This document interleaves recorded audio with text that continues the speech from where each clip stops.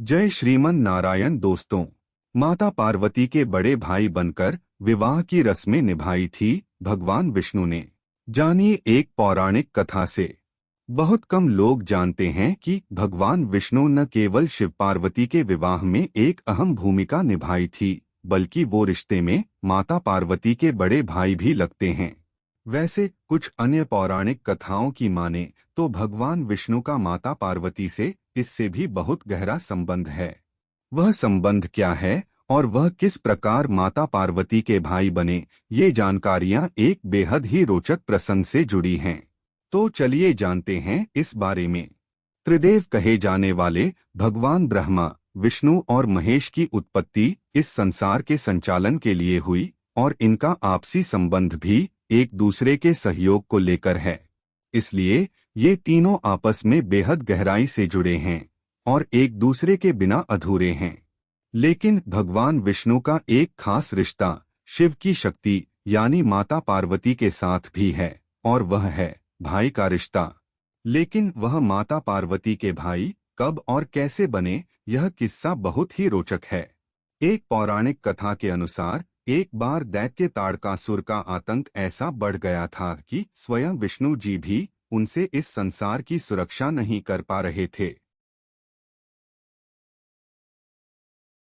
ताड़कासुर का वध शिव और शक्ति की संतान द्वारा ही संभव था, इसलिए सभी चाहते थे कि महादेव और माता पार्वती का विवाह शीघ्र ही संपन्न हो जाए। लेकिन उसी दौरान भगवान शिव संसार के कोलाहल से दूर समाधि में रहने का निर्णय लिया। देवता इस बात से डर गए कि अगर भगवान शिव समाधि में चले गए तो उनका विवाह माता पार्वती से कैसे होगा। उधर दूसरी ओर माता पार्वती बिल्व के वृक्ष के पत्तों का सेवन करते हुए महादेव को पाने के लिए तपस्या कर रही थीं।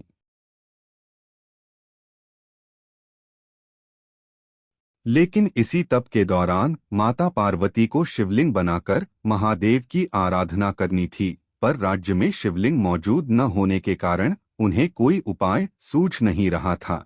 माता पार्वती को परेशान देखकर नारद मुनि माता पार्वती के पास आए और उनसे परेशानी का कारण पूछा। माता पार्वती ने उन्हें अपनी समस्या बताई तो नारद मुनि ने कहा, हे देवी, आप चिंता न करें, आप मिट्टी का प्रयोग कर एक शिवलिंग का निर्माण कर लें और उसी का अभिषेक आदि कर अपनी पूजा पूर्ण करें। नारद यह कहकर वहां से गायब हो गए। माता पार्वती का शिवलिंग बनाना। माता पार्वती ने कभी भी शिवलिंग बनाया नहीं था, इसलिए वो सूखी मिट्टी से बार बार शिवलिंग बनाने का प्रयास कर रही थीं, जिसमें उन्हें असफलता मिल रही थी। पार्वती जी की तपस्या पूरी होनी आवश्यक थी, इसलिए उनकी मदद के लिए भगवान विष्णु ने एक ब्राह्मण का रूप धारण किया और पार्वती जी की सहायता के लिए उस स्थान पर पहुंच गए। उन्होंने माता पार्वती से कहा कि वो उनकी शिवलिंग बनाने में मदद करना चाहते हैं। जब भगवान विष्णु माता पार्वती की मदद शिवलिंग बनाने में कर रहे थे तो उस दौरान माता पार्वती ने भगवान विष्णु को भाई कहकर संबोधित किया था। कहते हैं कि भगवान विष्णु ने ही महादेव को विवाह के लिए राजी भी किया था। भगवान विष्णु ने माता पार्वती का भाई बनकर निभाई थी विवाह की सारी रस्में। एक और पौराणिक कथा के अनुसार जब भगवान शिव ने माता पार्वती से केदारनाथ के रास्ते में पड़ने वाले गुप्तकाशी में विवाह करने की इच्छा जताई थी, शिव शक्ति के इस विवाह में भगवान विष्णु ने माता पार्वती के भाई के रूप में सभी रीति रिवाजों को निभाया।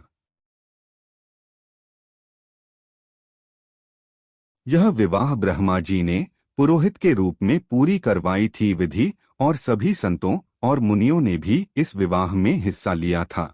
मान्यता है कि भगवान शिव के विवाह से पूर्व सभी देवताओं ने यहाँ स्नान किया, जिसके कारण यहाँ 3 प्रकार के कुंड बन गए, जिन्हें रुद्र कुंड, विष्णु कुंड और ब्रह्मा कुंड के नाम से जाना जाता है।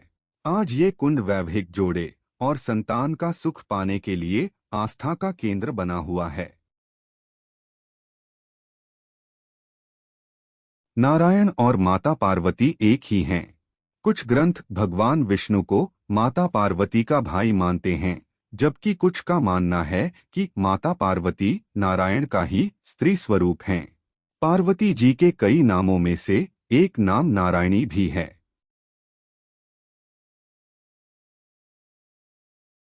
तो दोस्तों, आज की इस वीडियो में भगवान विष्णु और पार्वती की यह कथा आपको कैसी लगी, हमें कमेंट बॉक्स में लिखकर जरूर बताना। और चैनल पर नए हो तो चैनल को सब्सक्राइब कर दे और वीडियो को अपने दोस्तों और परिवार वालों को जरूर करें।